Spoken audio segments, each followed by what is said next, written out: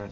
I'm having a wonderful conversation. We've just begun, but we've had a little bit of preliminary chat, and of course I've been exposed to the CD that we're going to chat about.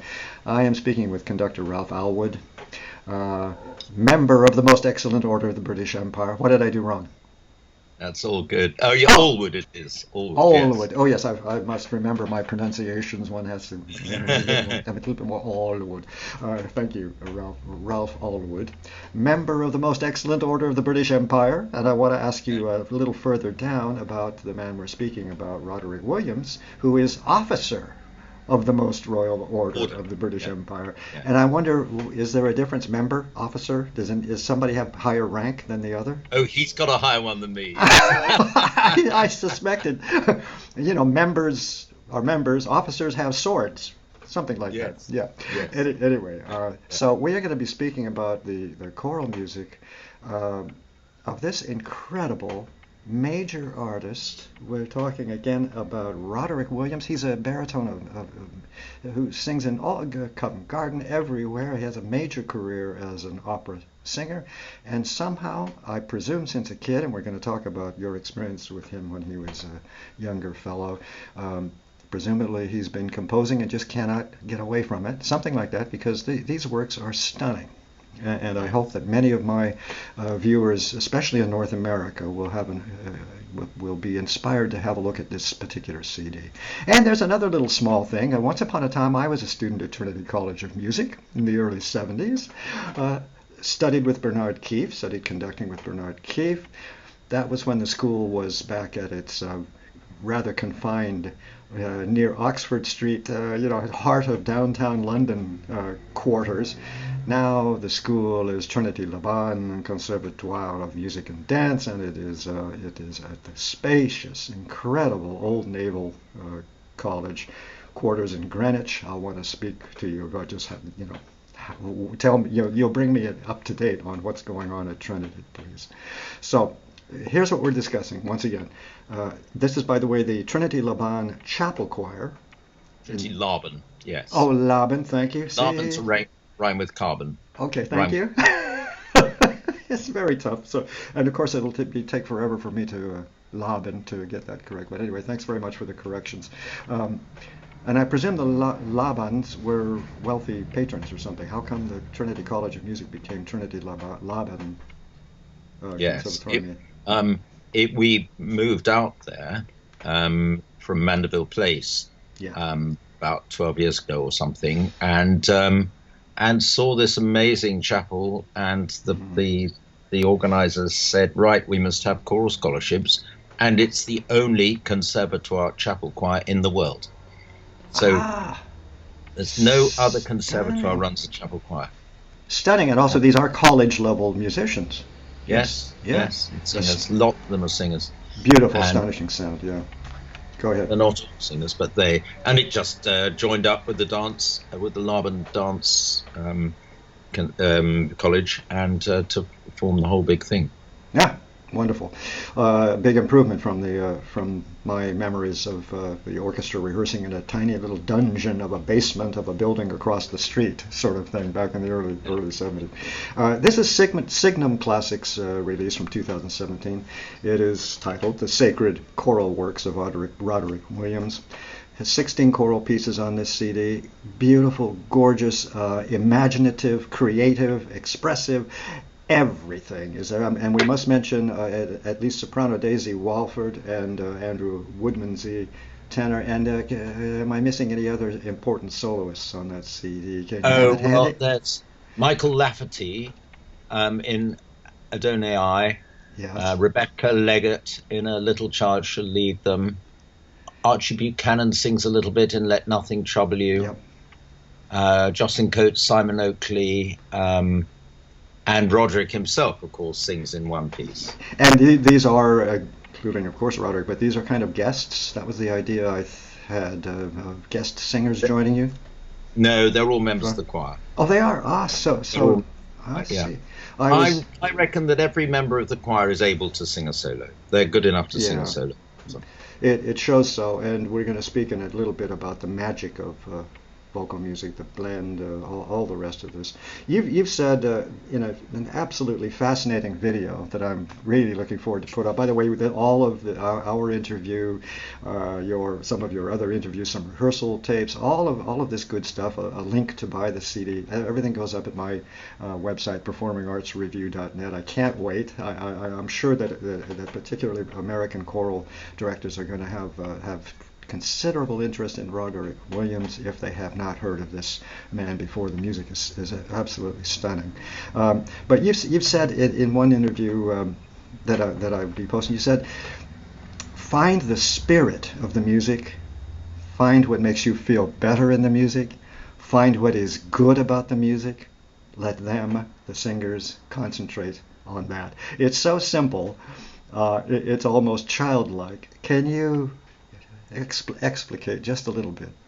Well, I have done a lot of singing with a lot of choir directors. I wanted to direct choirs ever since I was about 16, and I've watched them and I've sung for them, and I know that there are two main ways to the gold. One is by getting it technically absolutely tip-top, polishing it all up, saying not very much about the music and leaving that to the musicians to find it out. Yeah. The other is concentrate on the pure gold of the music and see what and let all the technical things come in its wake. Of course, point them out. Sure. But don't lose sight of the golden aim that we have. And I think probably I tend towards finding the spirit and energizing everyone, because we learn better when we're energized, and that's how it goes, really. Well, it's an amazing attitude, at very least. Yeah. On your part, and it's fully understandable, because our profession is about joy. Yeah, absolutely. It's about being uplifted. Yeah. And Roderick Williams' music is all of that. Yes. Through and through. Very imaginative in the use of text and all that we'll speak about. But I mentioned earlier, and this is my way of addressing a question to you. I, in my own experience, have had a choral director in my life. I'm an instrumentalist, conducting, orchestral repertoire. That was my thing. But I've known this woman. She's passed now, but for many, many years, and her Phyllis Zimmerman was her name. She was a high school choir director in Santa Barbara, California. Nothing to get too excited about. But here's what she managed, and it always blew my brains out. And I see that you do the same. And you know where I'm leading with this. She would take voices of any kind, anywhere, any level, and create the most magnificent music with these singers. She could do anything with anybody. Okay. What is that? Because you do the same thing, obviously. What is it about the connection to singers and their... The more and more, the more I go on, the more I realize that auditions are auditions of enthusiasm rather than of actual technique. Of course, one is listening for ability to read in a choir like this, because we get through such a lot of music. But people aren't going to be really motivated to do it unless they're enthusiastic. And also, there's a big correlation between technique and enthusiasm as well. So, and it's the duty of every single music teacher, and I think of myself as a music teacher first and foremost, it's the duty of every music teacher to make sure that everybody who loves it and can be excited and enthused by it has a chance to do it.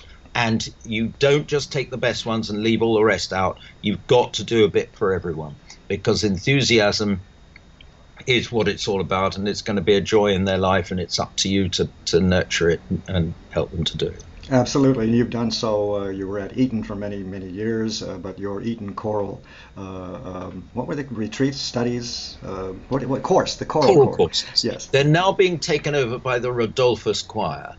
Which is yours also. Foundation. Aren't you part of that as well? Yeah, yeah. In fact, Rodolphus is my name in Latin, so so that's why they're called that. These Europeans, they're so hard to keep up with. Go ahead.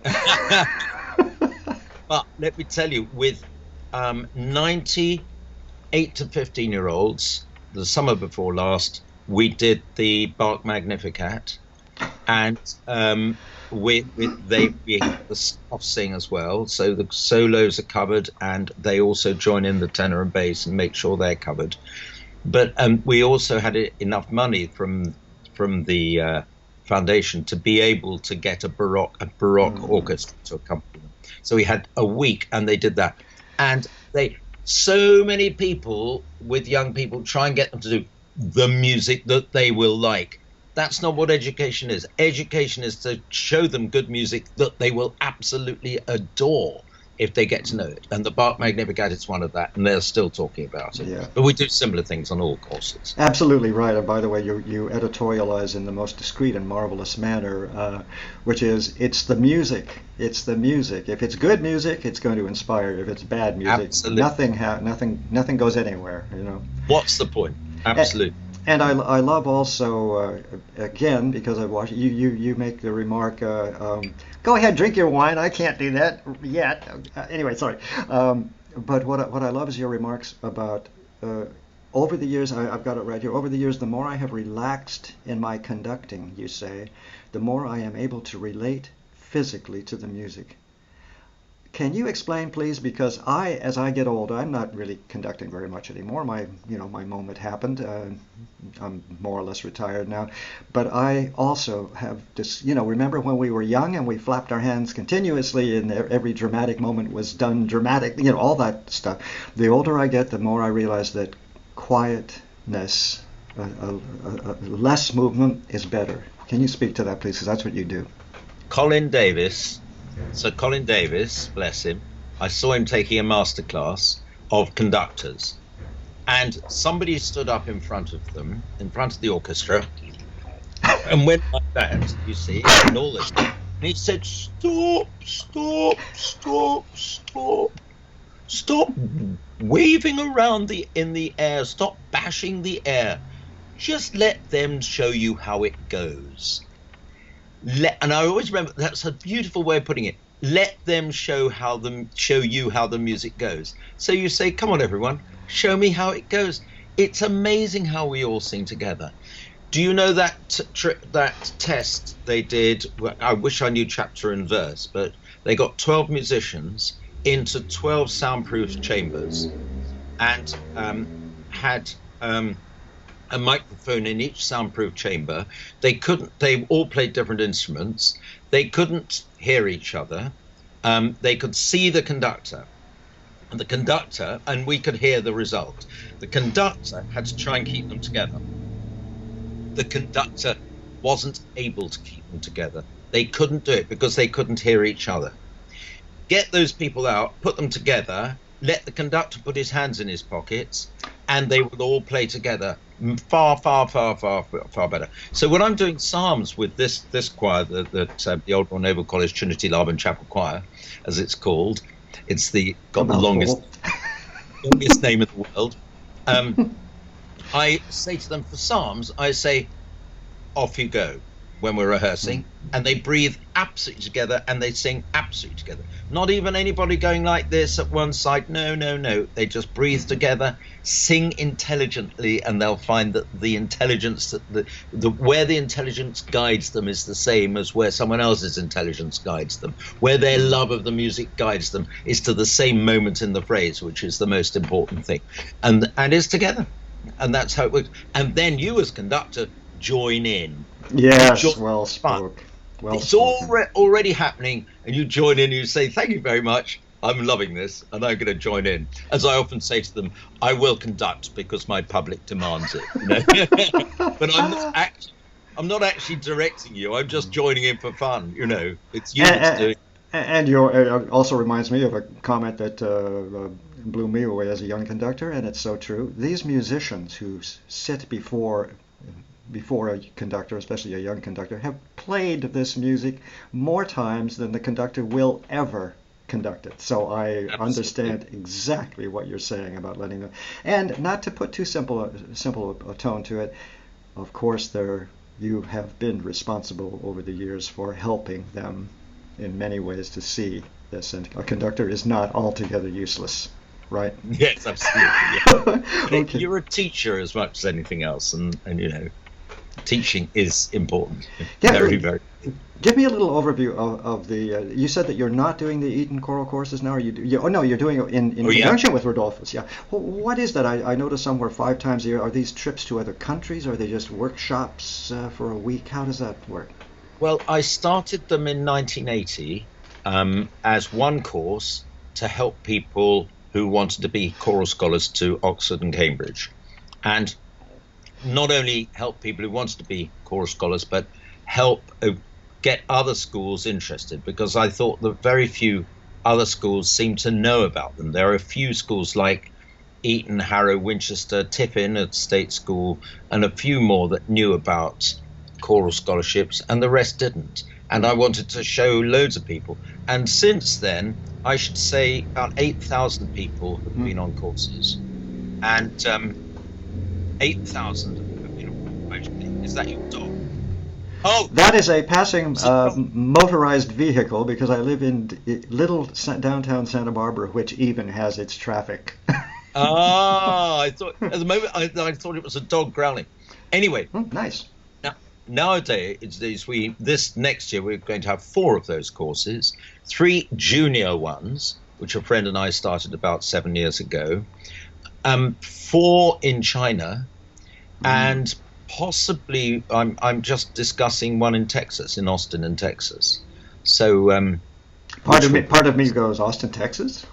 You're discussing China, and I have a feeling there's a good reason. The musicianship coming out of China that I've seen, young kids, elementary kids, a band that plays perfectly. I still don't understand what that teaching technique is in Japan, but it's extremely, and China as well, very, very special. How come Texas came up? What's that about? I think you just Jonathan Babcock there got in touch with me and said he was interested, and I'm going Bingo. over to see him next March, and we'll talk more.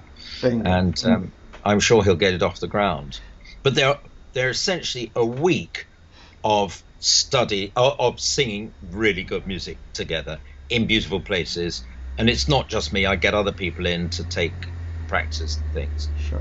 And I've already heard and read and seen the responses to many of these young singers and older singers even who've been involved in these courses, and you might even get a plaque for after you're gone. I mean, you have affected, as you said, 8,000 plus, including a certain fellow by the name of by the name of Roderick Williams.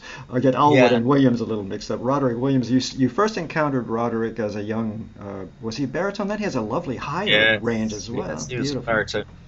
And actually, he was encouraged to come on the course by his an English teacher at Haberdashers, who is my brother-in-law. And he gave him early advice in choral scholarships, and he presumably encouraged him to come on the course. And that's how I knew him. And he then got a choral scholarship to Magdalen, Oxford.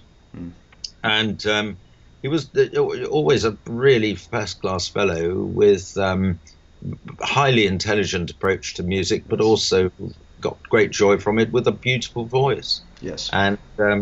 And he's a special human being, clearly. You know how you can just tell. There's just something very, very special and instantly likable, really very humble, just from a couple of videos I've seen of a couple of performances. Just a wonderful man. And then to have this kind of compositional talent. I mean, it's one thing to be a professional singer and you try your hand at a piece here and there, but this whole CD is chock-a-block with really major, gorgeous choral works. Absolutely. Fabulous. Absolutely. It's amazing. And he's gradually, as he's been involved in one thing or the other, operas, he's got the hang of he's got the hang of another technique, of another composer's technique, and gradually he has learnt from them, and then choral ideas occur to him, and he writes another choral piece. Yeah, and it's not as though he's influenced by work he's preparing, let's say Benjamin Britten, and maybe imitates a certain kind of Britten-esque thing. There's something utterly unique and original. He absorbs these styles from various composers and then creates his own original work. And I really mean original, a beautiful use of harmony, wonderful, balanced, gorgeous blends. I mean, it's expert compositionally. It is. Yeah. So I salute you for and he's already mentioned in the program notes that he's very grateful for this opportunity. Well, I think we should all be grateful. You and Laban, have I got this right? Trinity Laban. Trinity Laban. School. It was so much easier when it was just Trinity College of Music. Anywho, have done a great service. This is really, I really can't wait to put this up and see if we get some nibbles from various choir directors. And I mentioned this compositional technique, his expertise really, and I presume it's just, did he take any sort of composition? I don't see anywhere that he took I don't think so, no. I don't think so. He just started writing, but he's such a highly intelligent musical fellow that he effectively took lessons because he looked at other people's work and saw people at work and has absorbed it. So, Well, we don't have time to really speak to every single piece on the program, but I just let me just go down here because of course I'm going to be putting up my remarks. I now call them remarks rather than a review these days. Having received advice that my old habit of writing 800 or 900 words is ridiculous. Nobody reads anymore. So my remarks will be coming up soon. But so many wonderful pieces. I was just taken from the very beginning. Let nothing trouble you. Just exquisite compositional technique.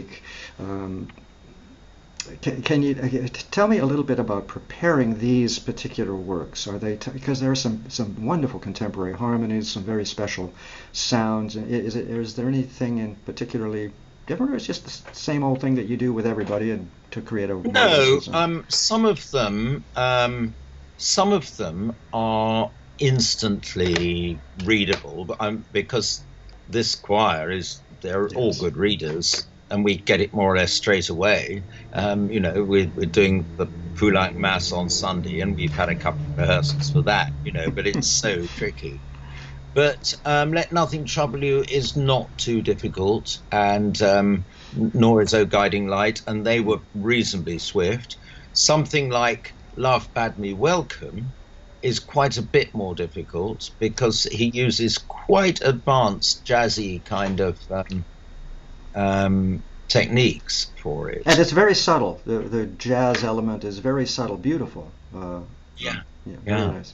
So that was a little tricky to put together because of these techniques, this jazzness that you have to.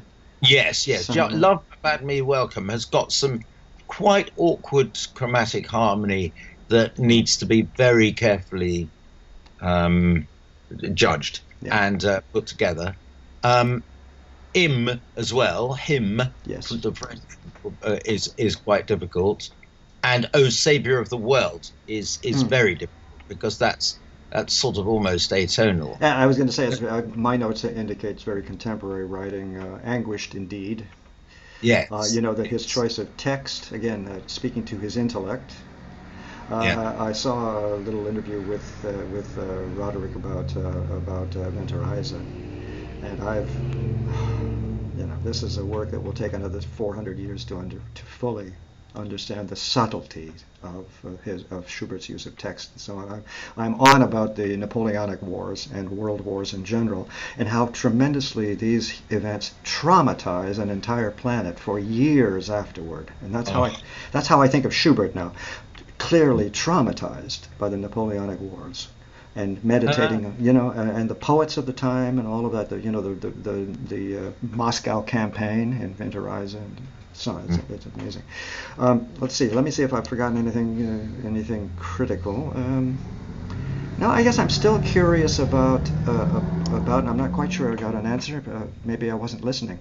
But something about walking into a room, as you do, because you're often asked to come in, and you've mentioned this, you're asked to come and help a choir to improve its sound or to find some secrets in the music that they're preparing. Is it did we answer this question about voices and the idea that you can go to Hoboken, Tennessee.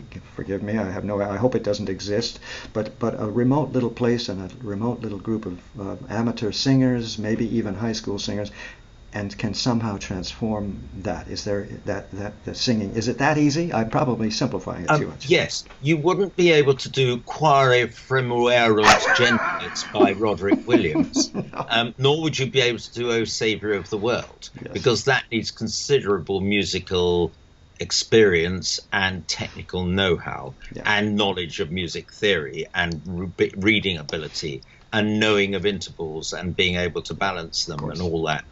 However, you can get some reasonable sound out of, you could do something like Hallelujah. Of course, you can do things in unison. For years, I got Eton, the top 2 years of Eton, 550 boys singing Hallelujah chorus unison part. The da da dee dum da da dee da da da da dum all together and absolutely loving it, or For Requiem Liberame together and absolutely loving it. And that's a whole lot of people who aren't necessarily schooled in music in any way.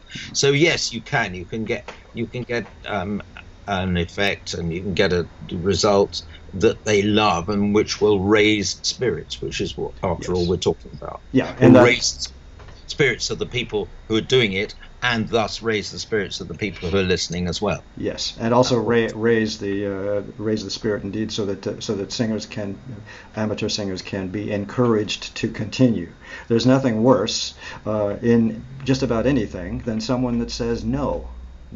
Yeah. No. Well, so often you hear people say, and the worst conversation I have at parents' meetings and things at schools is, or after a concert or something, they come up and they say, I'm going to tell you something very funny. When I was at school, and you shudder and you think, I know what they're going to say. They're going to say, when they were at school, and they do, out it comes, and I squirm. When I was at school, I couldn't quite sing on the note, and I kept going, instead, and my teacher told me to mime instead. And you think, oh no, or else my teacher told me I couldn't get into the thing. I've taken 2, 3, 4 choirs just recently of children that I've been responsible for. There are all sorts of other ones around here that I do, where you hear most of them singing the right note and 1 or 2 of them going, Please, teachers, be patient. They wouldn't be making a sound if they didn't want to. They'd be doing nothing. But they are going, because they want to. And if all of a sudden, if you're patient and you encourage that person, they'll go, la, la, la, la, la, and sing a tune. And when they do, the thrill is far more than those other people are getting from doing it, because they can do it already anyway. They've achieved a huge amount. So I will, hand on heart, say that I've never told a child in my life, right from when I started, not to sing because they're making a funny noise. Yeah. You just let them sing and trust, and it always happens. Absolutely. You've got to pitch it right. You've got to find a simple enough song, but you can always find a simple enough song which is good. It doesn't have to be feeble. It has to be good music. Who says what's good music? I do, you do, she does, he does. We have our opinions, but look at J.S. Bach. All of our opinions come together about J.S. Bach. Oh gosh, isn't that amazing? He is supreme. Okay, other people are supreme. Gershwin, the Beatles, they're all people who are supreme. Do pieces by them, and Bernstein, and you're going to get some good music. Yeah. That went on a long time, didn't it? No, that's lovely. We're eating up time in a good manner. But this is really so crucial about the tremendous responsibility of conductors in all genres. Yeah. And I'm reminded just very briefly once again. I started the Santa Barbara Youth Symphony when I was 16. I'm very proud of that. It's going on its 53rd season. But of all the various young conductors that have taken that position since I moved on, one And he conducts in Canada now. An orchestra in Canada was one of those cities of 600,000 people that you've never heard of, somewhere up in Saskatchewan or somewhere. But it's a professional orchestra. Anyway, he had the youth symphony for a couple of years, and he kept saying to them, to these kids, play beautifully. Play beautifully. Let's play beautifully. And it's an abstract term, play beautifully. What does that mean? And they got it. And they played beautifully for him. So the psychological duties that we owe our charges at the I'm professional going to use level. that. That's very good. Thank you. I'm going to use that. Well, Sing beautifully. Very well. But it's so interesting. In other words, I think what I'm trying to say with that remark is that the brain understands more than we think we might. Yes. You see what I mean? Absolutely. Just as in dance, the brain absorbs so much fast and detailed movement that you think it couldn't possibly have absorbed in a ballet performance or something. The brain is unbelievable. So, yeah. Absolutely. So what haven't we touched on? I wonder if you might just kind of give me an overview of the programs at, I'm going to try get it right again, Trinity Laban Conservatoire. It's the Old Royal Naval College Trinity Laban Chapel Choir. Trinity joined with Laban. They set up in the Old Royal Naval College because the Royal Navy had left it and went somewhere else. It is the most beautiful Wren designed and others designed area.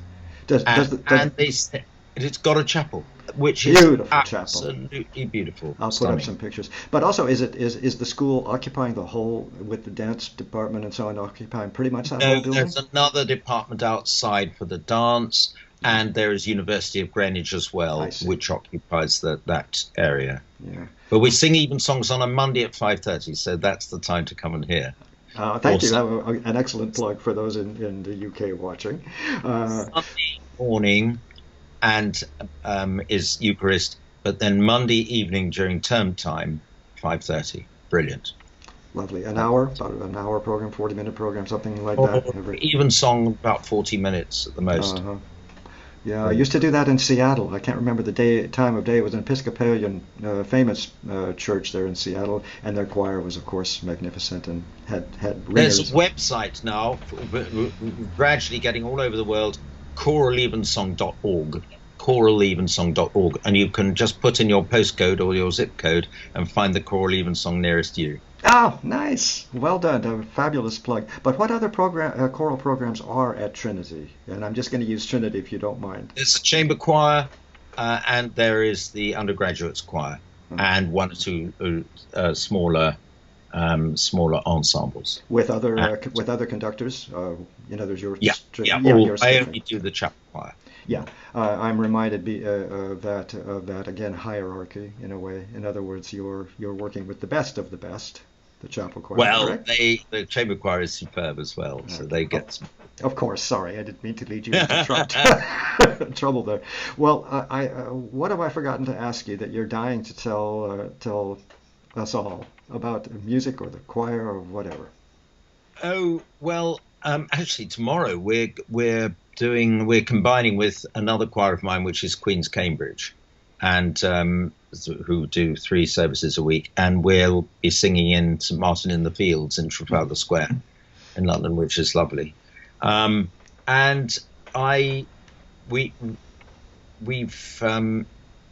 there was one track I wanted to say about Quare Fremur Gentes, which is why do the nations so furiously rage together, which is what we all ask ourselves constantly. We ask ourselves at the moment, don't we? Why do people furiously rage at each other? Why do people go to war? Anyway, I had asked Roderick to write a piece. I commissioned him to write a piece for this disc. And I thought it was going to be a gentle little thing with oohs and ahs and cheesy lyrical sort of character, and for him to sing. So I was asking him to write it for him to sing with us accompanying. And instead, he writes this great 8-part, or was it 12-part texture? I can't quite remember. It's a huge work, I remember that. And I remember the text is very serious. I think it's more or less 12-part texture, or even 16-part at times. And with him as solo, going all over the place. And it starts, why do the nations? And that's the end of its diatonic life, and it then goes crazy. But that's And also a tiny fragment of quote from the Handel, yeah? Why do the yeah, nations? yeah, exactly, and that's it. So, That's your yeah. lot. So we've been asking for years why the nations rage together, and but this is a really ragey piece and amazing. Yeah. Um, So and you're happy with the commission? oh yes, yes. I'm afraid I haven't done it since because it requires a hell of a lot of preparation. But I will do it. I will do it soon. I will put it down for as an anthem. And what do you think's going on with Roderick Williams? How do you think his career will morph? I mean, here's a man who's gifted in two very important areas. Do you see him as a major choral composer? I think he's so well known as a baritone that that's how he will carry on because he does sing so musically. He has Yes. a wonderful baritone range. It's a lovely sound, and he puts himself over so well. Also, I mean, he can talk about it so effectively, and he's so good to work with because he's just the most charming person.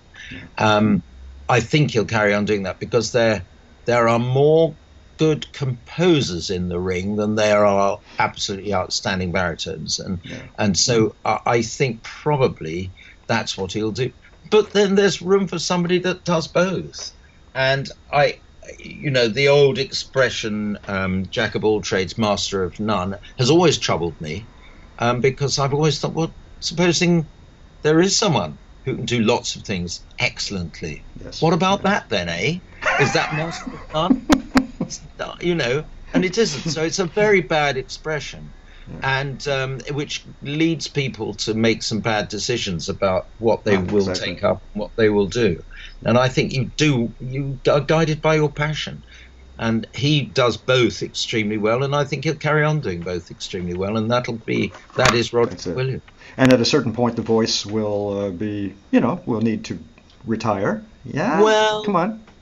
quite yes, I suppose so. But the way it happens at varying ages, and the way he sings is with such good technique and Mm. has a kind of gentleness to it, which I think will probably see him Yes. singing resiliently for many years. Yes, yeah, absolutely.